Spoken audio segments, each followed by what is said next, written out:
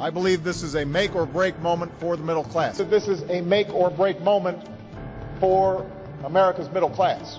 Over the last few decades, the income of the top 1% has grown by more than 275%. Grew by more than 275%. To an average of $1.3 million a year. To an average of $1.3 million a year. But I also share the belief. But I do share the belief of our first Republican president.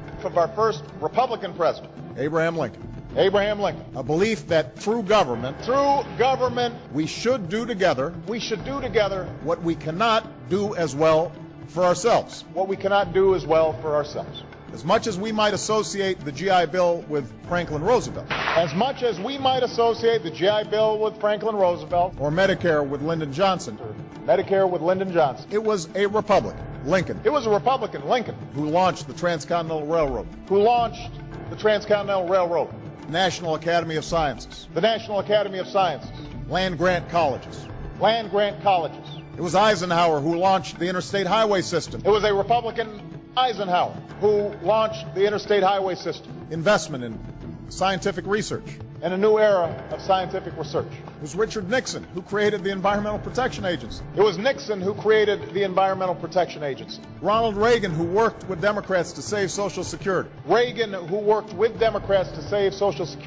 Nearly 10 million college students would see their financial aid cut by an average of more than $1,000 each. 10 million college students would lose an average of $1,000 each on financial aid. Over 200,000 children would lose their chance to get an early education in the Head Start program. 200,000 children would lose the chance to get an early education in the Head Start program.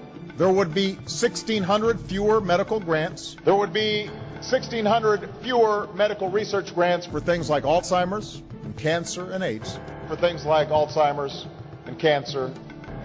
4,000 fewer scientific research grants. Eliminating support for 48,000 researchers, students, and teachers.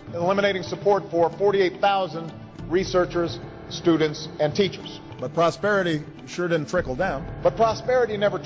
We had the slowest job growth in half a century. And the typical American family actually saw their incomes fall.